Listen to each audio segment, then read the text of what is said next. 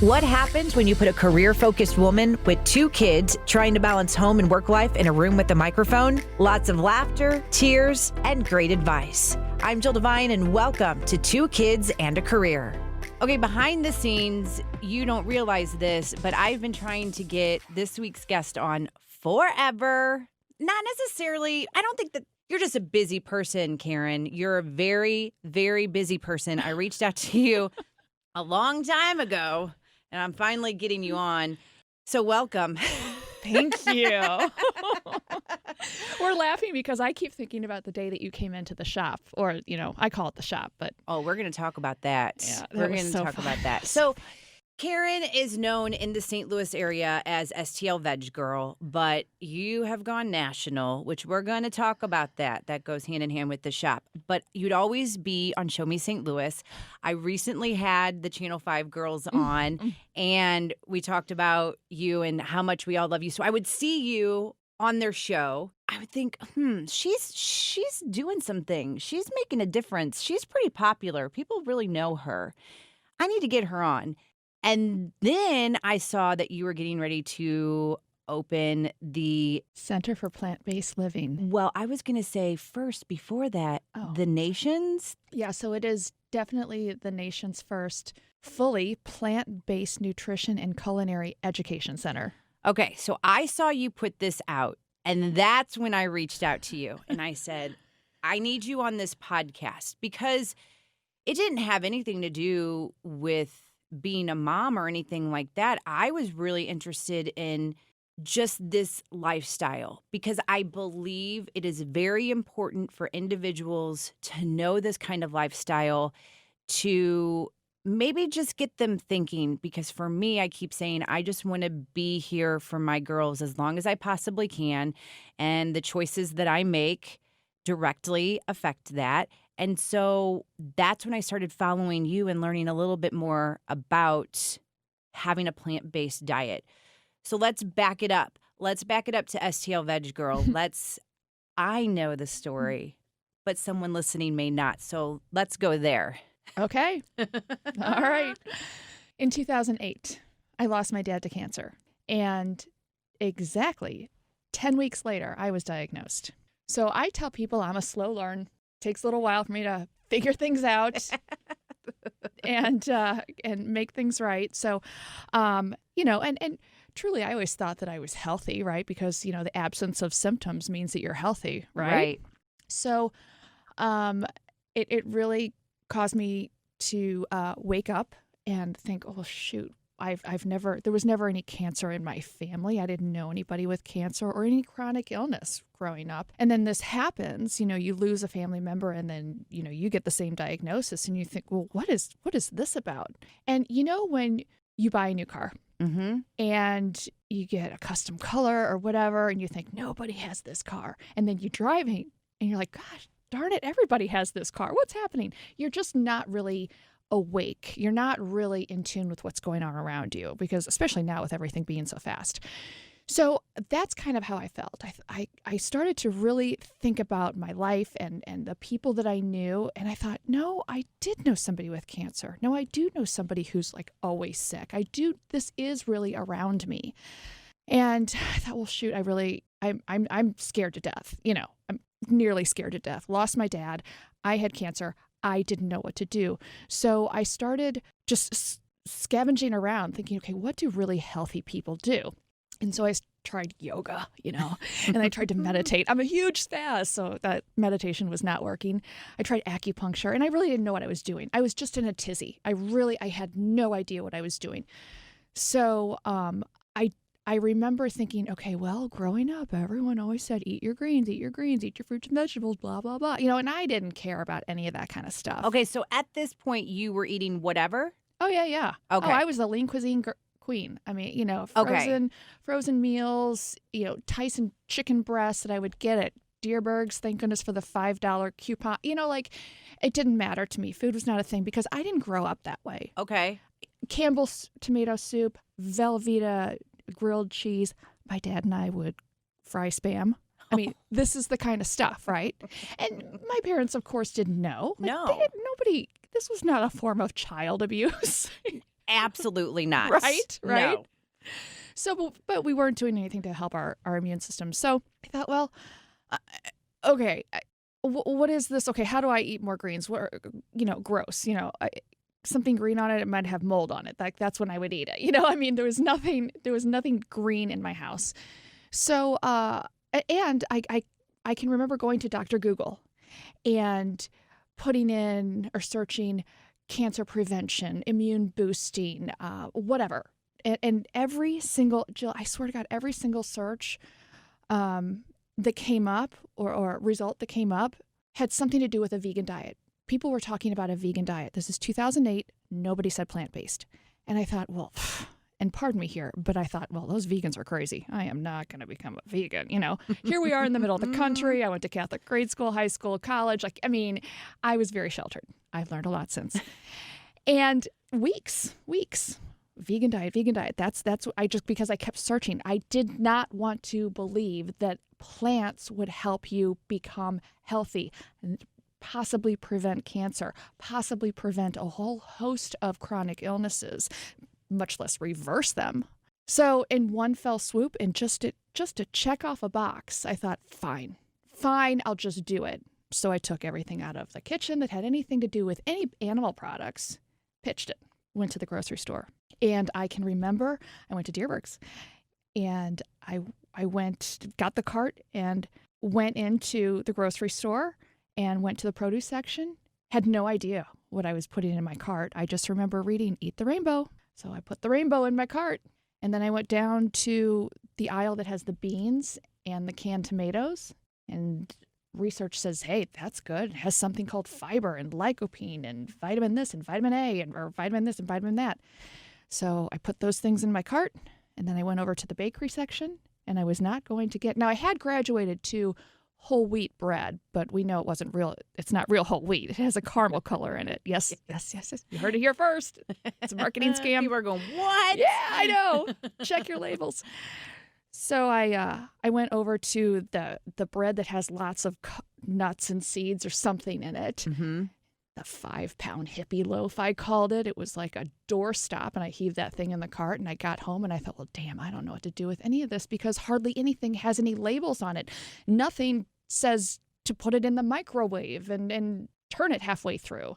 So, again, back to Google. Vegan 101 recipes, and oh my God, I sucked at cooking so badly. Sucked. I was horrible at it. And really? Oh, no. Well, you have to remember, so I grew up with my mom making the Campbell's soup, the tomato soup, and my dad and I fried Spam, and the emphasis was not on food growing up. I had the most perfect childhood ever. Loving family, great friends, great part of town I grew up in. Like, I could not have asked for more as a kid. Food had nothing to do with it. You just ate what you had, or what was given to you. Yeah.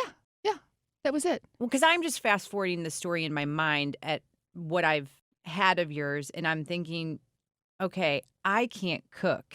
And you're giving me a little bit of hope, but I'm like, no, Caryn, you can cook. I can. Now. Okay. Yeah. All right. Now, and here's the thing, and that's very interesting, Jill, that you said that. Like, you think, you say you can't cook. I don't believe you for a second, but I understand where you're coming from. Here's the thing. When this whole thing happened, when I had cancer and then I was healing and I was scared to death. I was working full time. Okay. I had a corporate job and my husband and I were rehabbing a house in the city that we lived in at the same time. So we found this duplex and we turned it into a single family. And so I'm healing from surgery. I'm working full time. I'm dealing with the loss of my dad. I'm trying to help my mom out with that. I'm trying to help my brother out with that. I'm in pain because the back of my arm is killing me from them taking the tumor out. And I realized through all kinds of medical studies that I would immerse myself in that this crazy vegan diet actually could be the way to a healthy body and a boosted immune system. And perhaps a prevention of anything else. Who knows? But I got to give it all my efforts. But all my efforts were just, they were scattered through life. So I didn't have a kitchen to cook in because we were rehabbing it. There was no kitchen. I was sad. I was overworked. I was trying to be a good wife. I was trying to be a good daughter. I could not get out of my own way. So when anybody tells me I don't have the time, I don't really want to, because I really didn't want to either. I didn't really want to eat this way. I have met everything at the door. I can relate to anybody who says whatever excuse or reason they're going to give for not wanting to go down this path. I get it.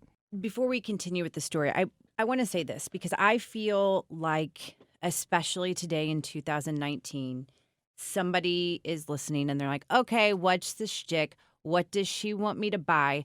That is not why I have you here. There's nothing to buy. This is you and education. And that's what's so important to me. And with this podcast, helping one another, helping ourselves. And so that's why I'm interrupting right now, saying this is not about sending you here and having you buy this. This is your true story to tell someone else that maybe be in this situation. And that's what we're doing. Mm-hmm.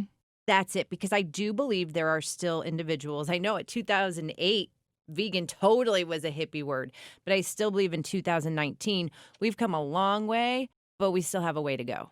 Oh, sure. And even just this town, St. Louis, middle of the country, has come a long way. But you're right. There's always room for improvement, right? And we do have, if you go out to the coast and then you come here and you think, oh yeah, there's room for improvement. But gosh darn it, people, this little town, it's really come very, very far in the last decade. So when did you start noticing a huge difference once you started to adopt this lifestyle? It took a while because, again, there was so much happening in my life. We're both crazy busy. Everybody's crazy busy. Right. You just put out the hottest fire first, right? Mm-hmm. You just react. And actually about probably 2 or 3 years ago, somebody asked me that question and they said, what benefit have you noticed? And I didn't get all of this energy because, oh my God, I think I would explode.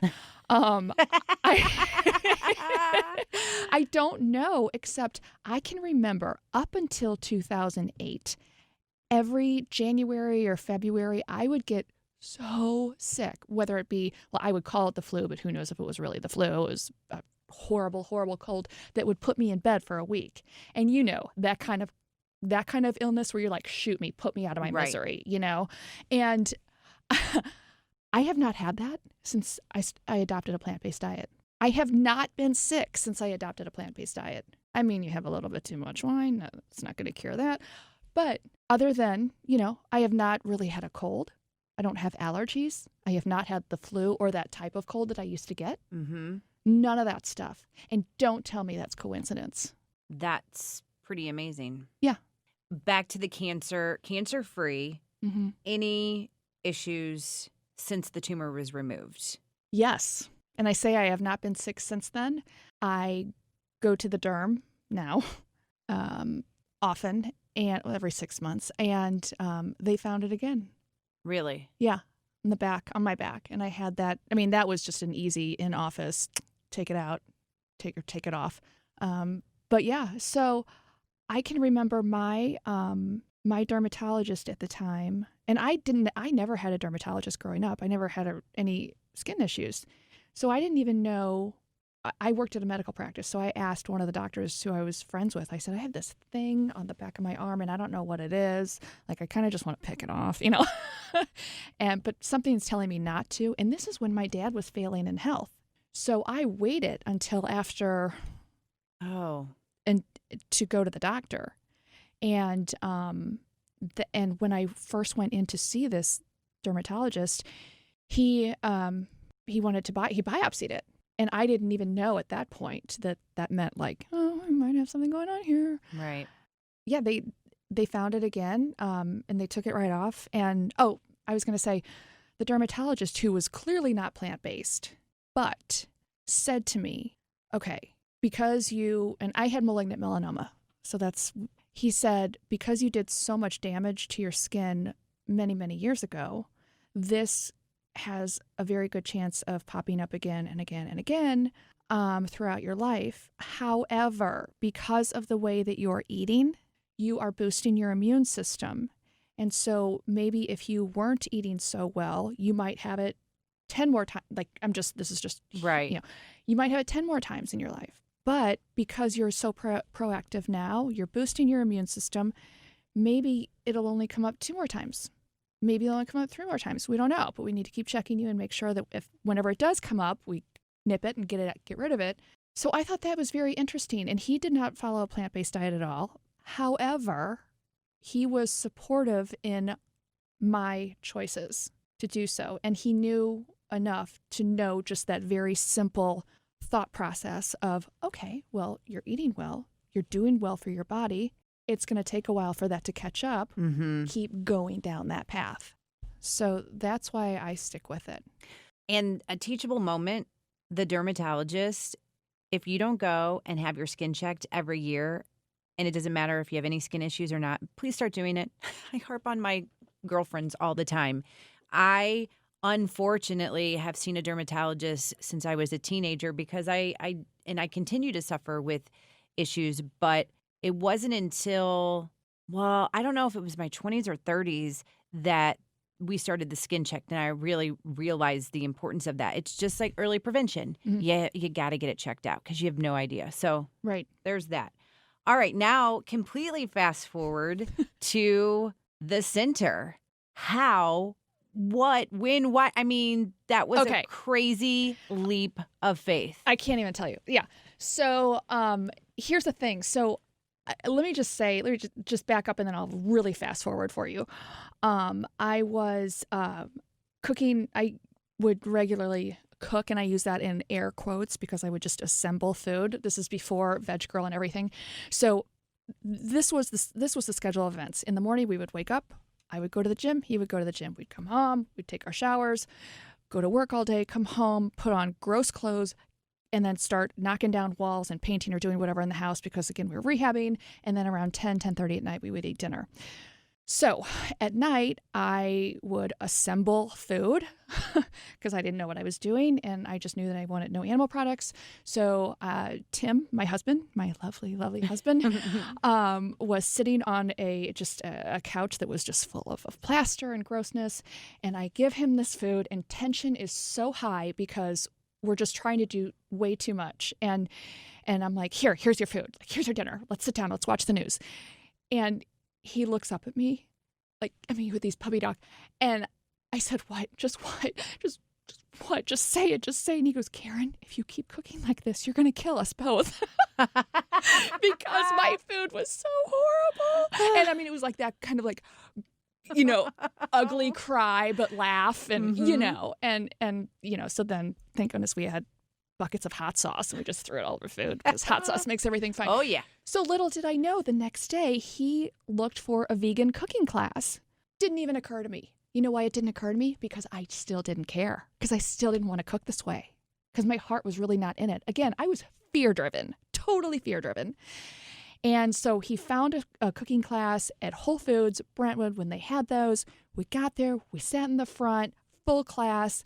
And the instructor, who's still a friend of mine, slinging plants like nobody's business. She's given us all this food. It was delicious. I thought, I can do this. Not forever, but I can do this. Mm-hmm. She calls me after class. She says, do you want to be my assistant?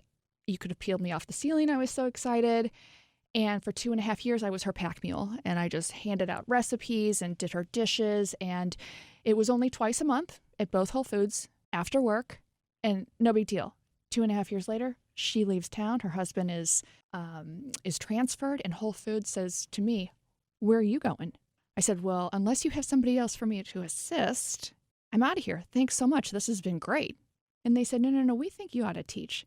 And I said, no, I don't think I should teach because I've never taught anyone anything, nor do I have any interest in that. And they said, okay, well, here's the paperwork. So I get home, and I told Tim. And he goes, oh, my God, you have to do this. And I said, hi, have we met? I have never taught anyone anything. And he said, this is, you come home and you are glowing. You have to. And I said, no. And he goes, okay, well, let's sit down and we start doing the paperwork. And I thought, God darn it, Tim, no, So this was in 2011. And in 2009, I joined Twitter with a handle of STL Veg Girl. I only joined it just so that I could stalk other people and see what was going on in this whole food industry. And I'm looking at this paperwork from Whole Foods back up to 2011, and it says, name, address, social security number, business name. And I thought, well, I don't have a business. No. What? And I just put in my Twitter handle, STL Veg Girl. That's how Veg Girl was born. And I started teaching there. And once I started teaching there, I thought, oh gosh, okay, if somebody's going to spend their time and money with me, I've got to give them real information. I have got to deliver, because I want everybody who comes through that door to leave at the end of the night and think, thank God I went. So I got trained at Physicians Committee for Responsible Medicine in D.C., was admitted to that program. Then years later, I went to Cornell and got my nutrition certificate in plant-based nutrition, and this, that, and the other. So that's how Veg Girl was born. In 2011, that same year, the cancer support community calls me, and they said, we know the training you just got in D.C., it was pretty rigorous. We want you to come here and help our cancer patients understand about, plant-based nutrition. And that was my full circle moment, because I lost my dad, because I had cancer, and now the cancer support community called me, didn't even interview me. I sat down with the director, and she said, here's an empty calendar. Put your name on it, wherever you want. And it's still, I have chills. I have chills right now. It was so awesome. And it was also the first time when I walked into the cancer support community, I thought, well, wouldn't it be cool to have a whole vegan, or we were saying plant-based by that time, plant-based vegan brick and mortar something. And then I just let that go out of my mind, because I thought, well, somebody with a lot more money, with more clout, with more knowledge, will do that someday. And I always just kept it in the back of my head. Fast forward up to 2 years ago, I thought, well, nobody's doing it. So I called. I have some friends who are very high up in the plant-based world, and one being the guy who wrote the movie Forks Over Knives. His name is Brian Wendell. And I called him and I said, hey, has anybody done this? And I kind of told him what I wanted to do. And he said, no one's doing that. I said, why? He said, because they're all service-based, just like you. You go to grocery stores, you go to community centers, you go to people's homes, you go into wherever, and you share your knowledge. And I said, yeah, but I'm sick and tired of being that pack mule, taking my stuff all around town. I think there ought to be a place where people can always come and learn and share and explore and support. And he said, well, I'm sorry, but you can't copy any kind of business model because it doesn't exist.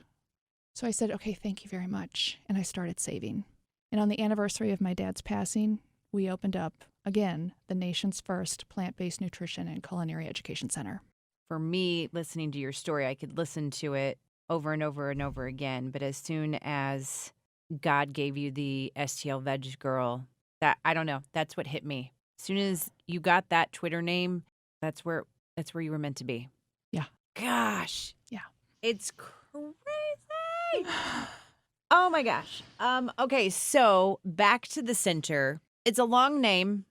I know. And so people say, what? And I will tell you, you can go in there and have demonstrations by you. You can learn. You can meet friends. You can just have a good time. And it wasn't until I went in and saw it that I really understood. And what's really crazy, too, for me, because I can't cook, and I know you say I can, but my husband would argue on that one. There was one thing that you made, and it was this chicken salad, but clearly it wasn't chicken.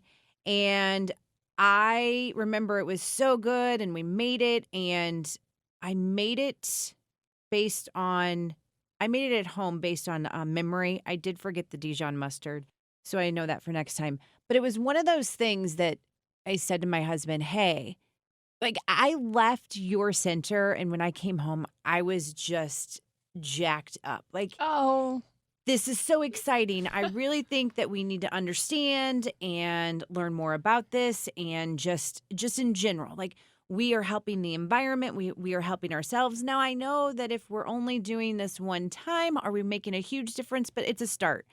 He said, I'm on board. He said, if you want to take the vegetarian/vegan option meals, that's fine. That will be your thing. And so we've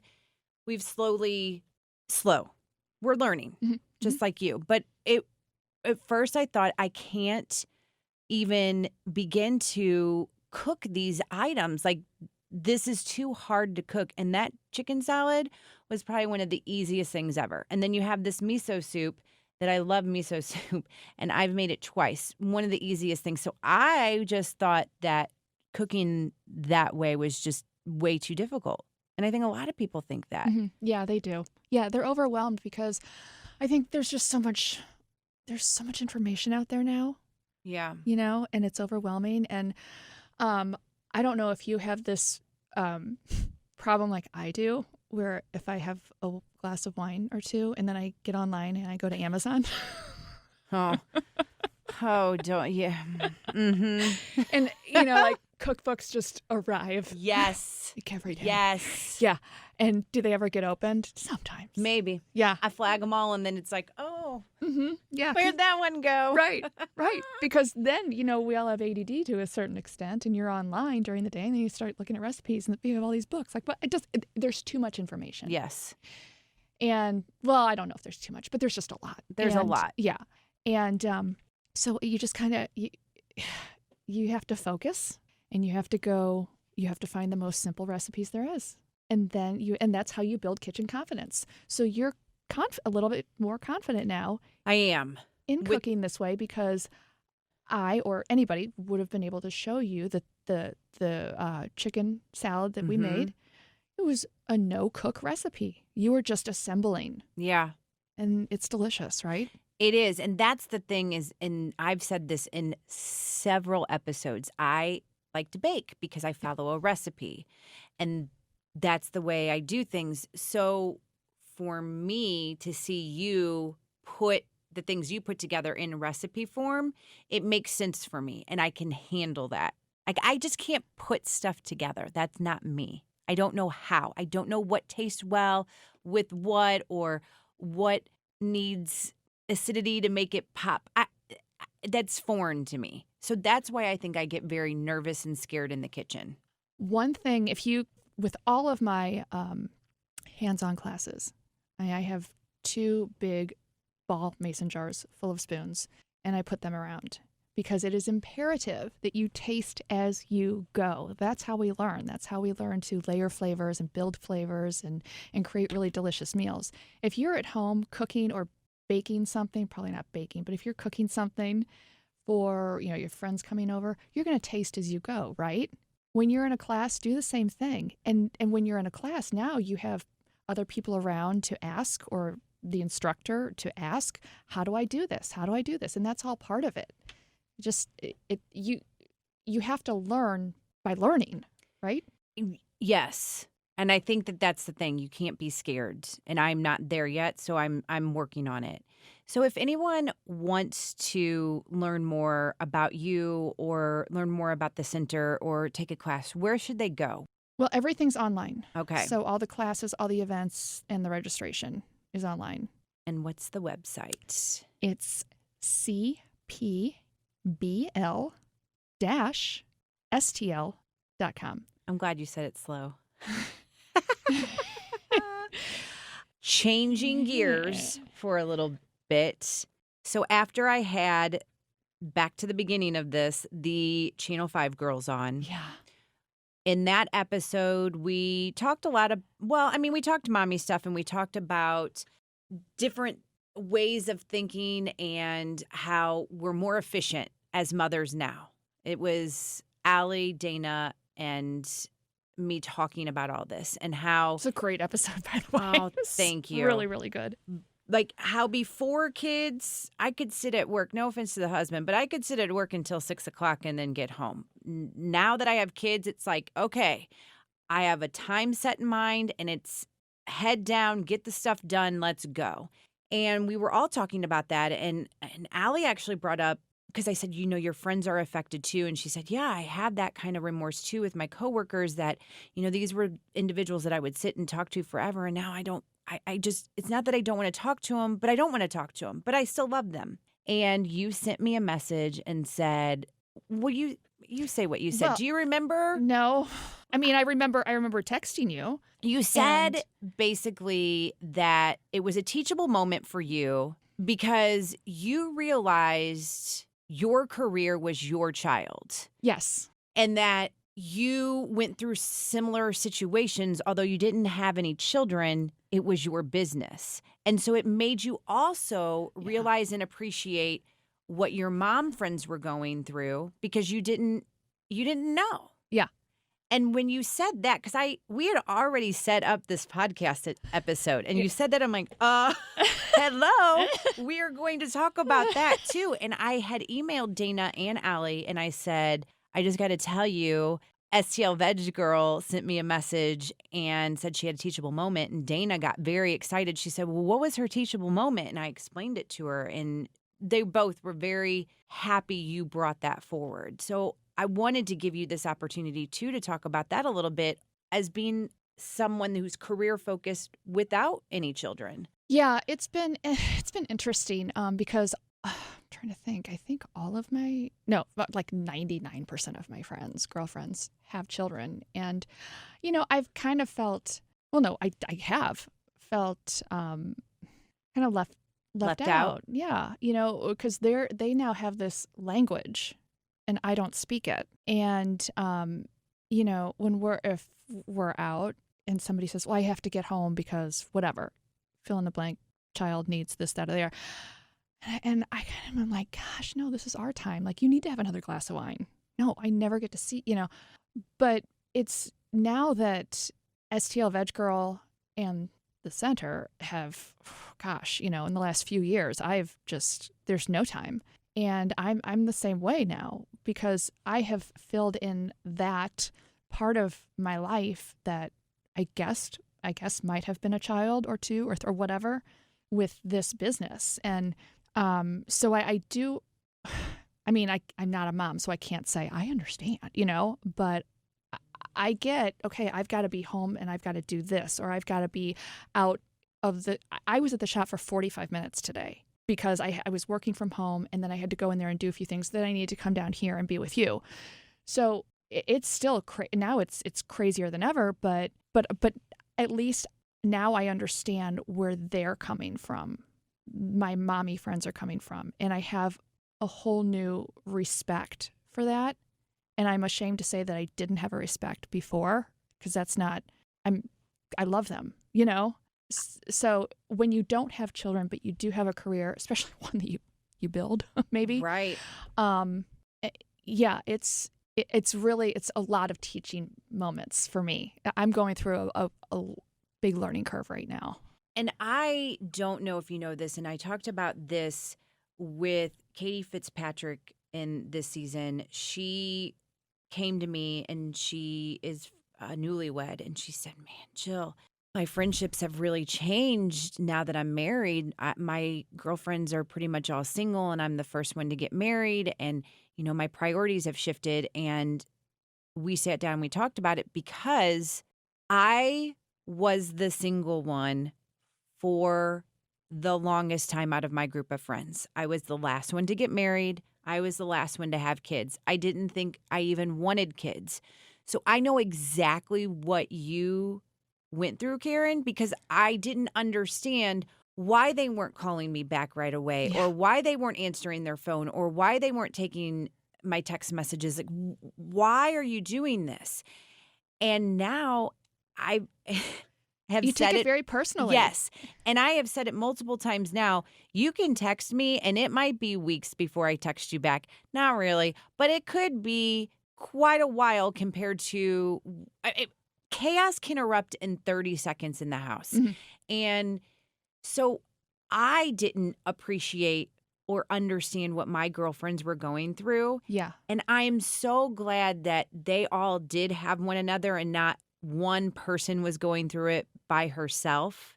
I would have rather, and I think in most situations, and I know it's hard to say this, but I would rather have the one person be the odd man out without kids, than be the one that has kids and has because the No support. hormones and emotion, like the crazy ass things that you think, and if you have no one there, Yeah. Not discounting not having kids, because again, I was that person, but you do start to immerse yourself in certain situations, and that's where I also believe certain friendships come into play in your life too for that. These core group of my best friends are my best friends. And while there were times we didn't talk as much because of whatever, we've come back to, there's never been a question. Now, have there been friends put in my life at different times that we don't talk anymore? Absolutely. But I think they were put there for that reason, for that time. That's true. No, I 100% believe that too, because people have come in and out of our lives. Yes. And we needed them at certain, and I don't mean we used them. That's not. Absolutely not. They needed it just as much as we did. Exactly. Yeah. Yeah. And yeah, I think even that is kind of hard. Like, you know, growing up when all my friends were dating lots of boys or whatever. I always had just one boyfriend. Like I'm kind of that person who hates to see people drift in and out of my life, but it does happen. And now that we're a little bit more older and a little bit more wiser, a little more wise, and have thicker skins, right? Yes. It's all part of life right now.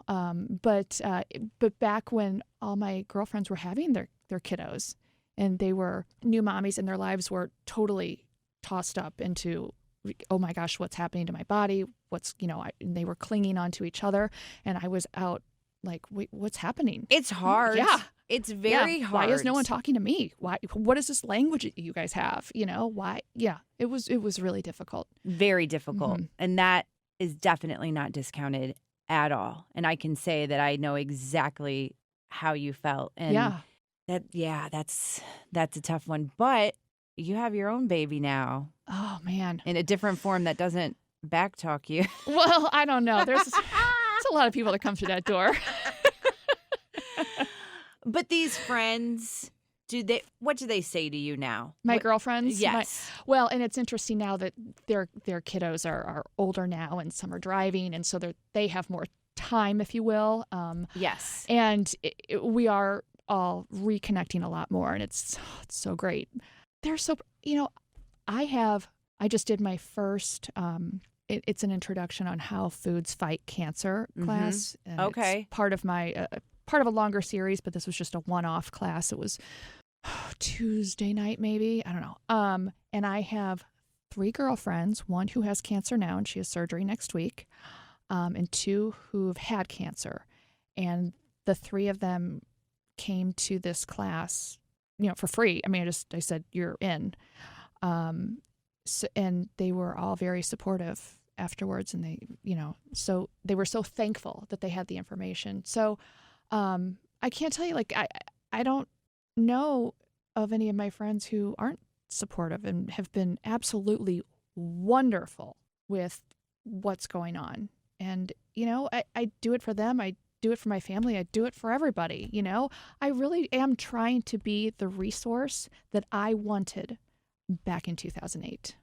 That's why I'm doing it. I love it. I can't wait to watch you grow and watch the center grow and have you back on and actually work on my lifestyle too. And I'm just so thankful that I reached out to you and got you into my life because you're so sweet. Thank you. I like really the times that I've been with you, and it's only been a few times, actually twice, but talking to one another those multiple times, every time there's just this different kind of energy. So it's good. It's really good. It's so good. You are making a difference, girl. Thank you for coming on. Thanks for having me. Really, this is great. Thank you. Thank you for joining me for today's episode. Make sure you subscribe, rate, and if you're feeling really generous, write me a review. And don't forget to join me next week for a new episode of 2 Kids and a Career.